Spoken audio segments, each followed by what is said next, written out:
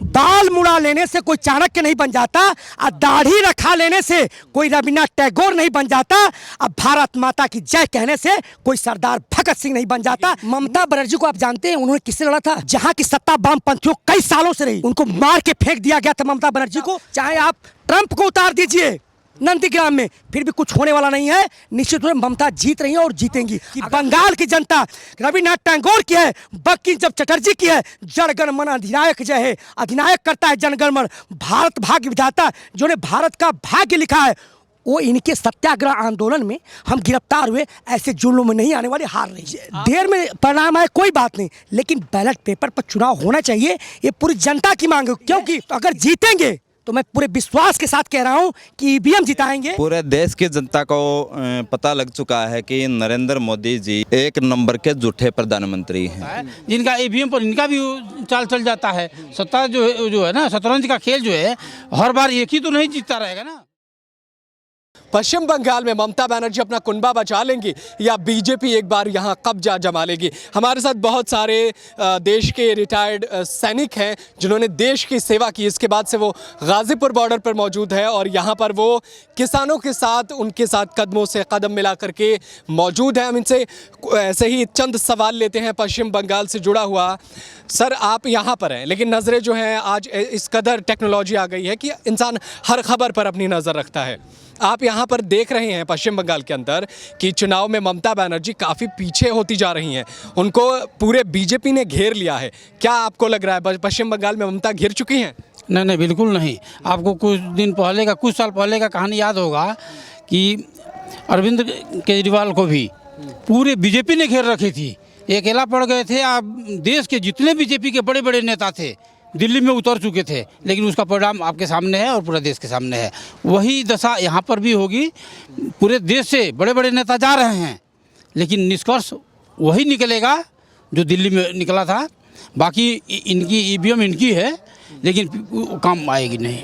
अच्छा, एक चीज़ मुझे समझ में नहीं आता, जब भी ईवीएम की बात आती है हर कोई शक की निगाह से देखता है, हर कोई जो है ईवीएम पर सवाल उठाता है, लेकिन विपक्षी दल तो ईवीएम के खिलाफ एक बड़ा अभियान भी तो नहीं चलाते। ममता जानती है कि ईवीएम में घोटाला हो सकता है या ईवीएम प्रॉब्लम कर सकती है, लेकिन ममता बनर्जी ने कभी इस पर बड़ी सवाल खड़ा नहीं किया ना। बिल्कुल, आपने सही बोला। कोई भी विपक्षी पार्टियां हैं, किसी ने भी इसके ऊपर आवाज़ नहीं उठाया। यदि सभी विपक्षी पार्टियां मिल करके एक साथ आवाज़ उठाएं तो बहिष्कार किया जा सकता है। सीधा बोलने कि हम नहीं ईवीएम से होने देंगे तो सीधा हो जाएगा। लेकिन इसमें क्या है, देखिए, बीजेपी भी चाल चलती है। कहीं कहीं बीजेपी जो है कि ये देखती है कि यहाँ ज़रूरत से ज़्यादा इनको बहुमत मिल जाएगा तो वहाँ पर वो जिता देती है। तो जिसको जिता देती है वो सोचता है कि हम तो वैसे भी जीत जाते हैं, हम बड़ी क्यों उसमें उंगली डालने जाएं, हमको तो जीतना है। बिहार में भी ईवीएम से खेला गया, लेकिन बिहार में उनको भी ये पता था कि नहीं, कितना भी ईवीएम से गड़बड़ी करेंगे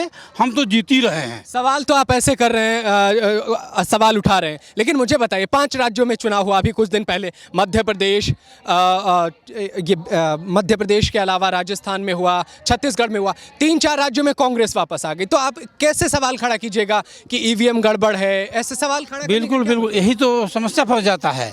बीच बीच में ये छूट भी खोलते हैं और बाकी कुछ ऐसे जगह होता है जिनका ईवीएम पर इनका भी चाल चल जाता है। सत्ता जो है ना, शतरंज का खेल जो है, हर बार एक ही तो नहीं जीतता रहेगा ना, कभी कभी दूसरा भी बाजी मार लेता है।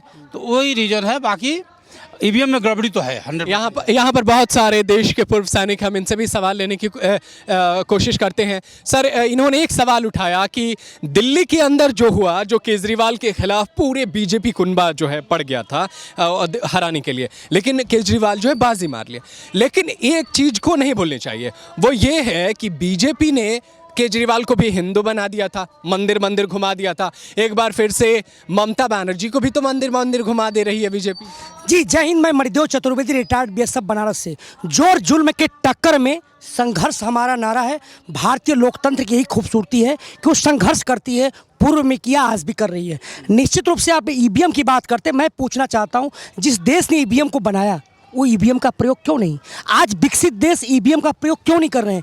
तो तो मन में भारतीय जनता के सवाल कहीं ना कहीं है, लेकिन मैं कहना चाहूँगा कि आज विपक्ष की भूमिका संदिग्ध है।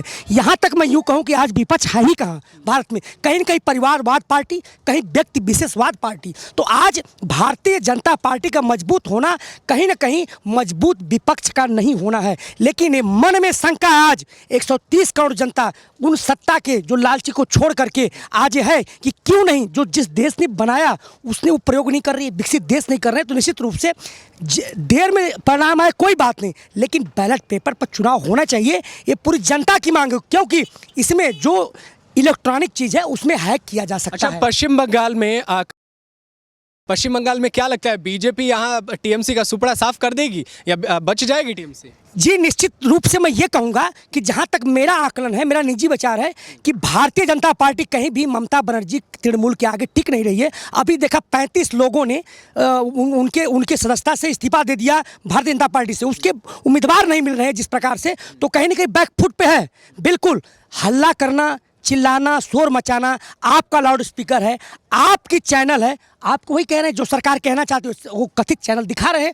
तो इस पर हम नहीं जाएंगे, जिसका उदाहरण इन्होंने दे दिया है। यहाँ का चुनाव दिल्ली का हार रहे हैं, लेकिन अगर कहीं कुछ भी होता है, जो आम जनता के मन में धारणा है कि ईवीएम में गड़बड़ी है, तो अगर जीतेंगे तो मैं पूरे विश्वास के साथ कह रहा हूँ कि ईवीएम जिताएंगे। अगर हारना तो उनको सुनिश्चित, अगर ईवीएम में ऐसा कुछ नहीं है तो जी।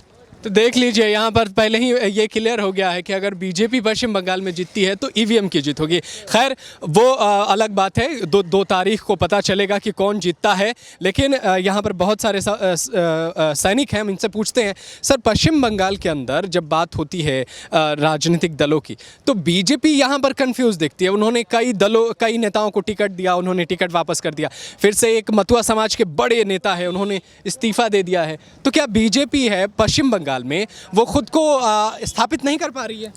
देखिए, पूरे देश की जनता को पता लग चुका है कि नरेंद्र मोदी जी एक नंबर के झूठे प्रधानमंत्री हैं।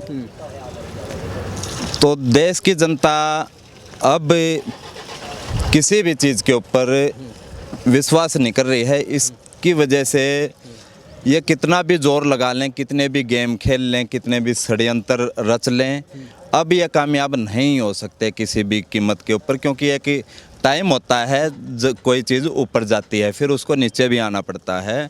लेकिन मोदी तो नीचे आ ही नहीं रहे ना, एक के बाद एक राज्य में चुनाव जीत रहे हैं। और देखिए अभी पश्चिम बंगाल में ऐसे वो तैयारी कर रहे हैं, ऐसे चुनाव लड़ रहे हैं, लगता ही नहीं है कि वो शुरुआत है। तो लगता है कि ममता जी का किला उखाड़ फेंकने की तैयारी है। जी देखिए, नंबर एक चीज़ यहाँ पे हम जो किसान आए हुए हैं, इनकी लड़ाई है भ्रष्टाचार से। सीधी मैं आपको बात बताऊं तो जो तीनों कृषि काले कानून हैं वो भी भ्रष्टाचार के कारण ही लाए गए हैं, पूरा षड्यंत्र था। तो ये सारा का सारा जितना भी सरकार ने इसने अपना एक बात बताइए, जब तीनों कृषि कानून की बात आती है तो ममता बनर्जी तीनों कृषि कानून रोक रखी हैं, क्योंकि राज्य सरकार पावर में है तो वो रोक सकती हैं।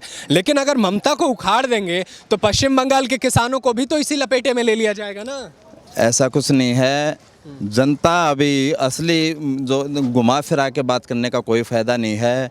सीधा साफ सुथरे तरीके से बंगाल के अंदर बीजेपी का बहुत ज़बरदस्त बायकॉट किया जा रहा है, और बीजेपी देश के अंदर किसी भी राज्य में कितना भी बड़ा लॉलीपॉप लेके आ जाए, वो अब अपनी सत्ता के अंदर काबिज नहीं हो पाएगी। अच्छा, आप लोगों का संगठन जो है क्या पश्चिम बंगाल के अंदर भी कैंपेन कर रहा है? क्योंकि राकेश टिकैत जो गाजीपुर के नेता है वो कर रहे हैं, तो आप लोगों का कोई संगठन है क्या जो पश्चिम बंगाल में? जी, बेटर्स एसोसिएशन है, ये बराबर वहाँ पे इस बात का कह रहा है। वहाँ के किसान तो कहीं ना कहीं बंदी है ना, वो किसानों की बात वहाँ कर रहा है। किसान जिस प्रकार से पीड़ित है, जिस प्रकार से बंधक बन रखा है, वहाँ पे हम आंदोलन छेड़े हुए हैं। आप एक बात कह रहे थे, देखिए मैं कहना चाहता हूँ, जो कोलकाता की धरती है, बंगाल की धरती, रविन्द्रनाथ टैगोर, स्वामी विवेकानंद की धरती, इतना मूर्ख नहीं है। इस तरह से प्रधानमंत्री मोदी जी का कहना कि मैं 1971 में सत्याग्रह आंदोलन बांग्लादेश की आज़ादी के लिए किया था, मैं भी जेल गया था। मैं पूछना चाहता हूं कि जेल भारत सरकार क्यों भेजेगी? भारत सरकार तो बांग्लादेश को आज़ाद कराने में थी, वो पाकिस्तान में थे। अगर पाकिस्तान में होंगे तो पाकिस्तान की सरकार उनको अरेस्ट की होती। तो कौन सा जेल है, कहाँ है? वो पढ़ाई पढ़े, उनके साथ कौन सा व्यक्ति परीक्षा दिया? तो इतनी भोली भाली आप बंगाल की जो कभी राजधानी भारत की हुआ करती थी, बंगाल की इतनी भोली भाली जनता नहीं है कि इनकी बहकाव में आ जाएगी। लेकिन आप कह रहे हैं कि बार बार जीत रही है। अभी देखा, अभी 3-1 से मुकाबला जीते हुए हैं। आप नगर निगम देखा आपने, पंजाब में क्या हुआ, आपने आंध्रा में देखा क्या हुआ, दिल्ली में क्या हुआ, सुपड़ा साफ हुआ, गुजरात में एन के प्रकांड जीते, लेकिन वहाँ पे आपका दखलंदाजी हुआ तो कहीं ना कहीं हार रहे हैं। आने वाले समय में देखेंगे जिस तरह से वहाँ पे हेलीकॉप्टर नहीं उतरने दिया गया, जिसे बालियान को पश्चिमी यूपी में नहीं घुसने दिया गया, जिसे पंजाब में आक्रोश था, मैं उस घटना की निंदा करता हूँ, आक्रोश था, जिसमें एक विधायक के साथ कार्रवाई की गई।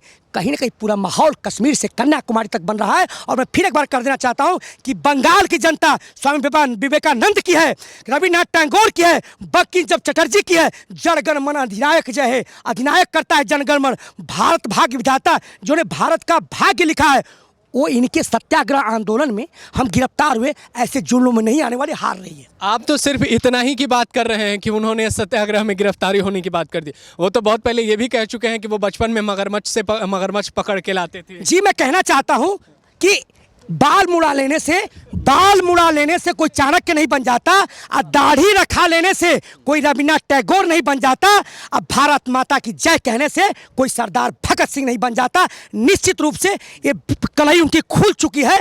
जो एक गीदड़ शेर की खाल में नीला रंग लगा के घूम रहा था, अब उसका भेद खुल गया है। आज विश्व पटल पर भी थू हो रही है। जिस प्रकार यूनाइटेड नेशन में थू हुई है, जिस प्रकार से विश्व मानवाधिकार ने थू किया है, जिस प्रकार से हमारे देश की रेटिंग गिरी है, कि आज हमारी लोकतंत्र की व्यवस्था लूली और लंगड़ी हो गई है। निश्चित रूप से काला धब्बा है। इतना बंगाल की जनता मूर्ख नहीं है, और वहाँ पे इनको नकार देगी निश्चित रूप से। अच्छा, आप कह रहे हैं कि नकार देगी, वो तो 2 मई को पता चलेगा। लेकिन एक जो है आखिरी सवाल हम आपसे ले लेते हैं, वो ये है कि ये बताइए, जब पश्चिम बंगाल की आप बात करते हैं कि हार जाएगी बीजेपी, वो अलग बात है, लेकिन ममता बनर्जी को उनके सीट नंदीग्राम पे 7 दिन से बीजेपी ने एक जगह पकड़ के रखे हुआ है। वो लगातार उस 7 दिन से प्रचार कर रहे हैं अपनी सीट पर। तो ममता बनर्जी के अंदर तो डर आ गया है ना कि बीजेपी पूरी तरीके से जय श्री राम के साथ अटैक की है और इनको उखाड़ फेंकेगी। ममता बनर्जी को आप जानते हैं उन्होंने किससे लड़ा था?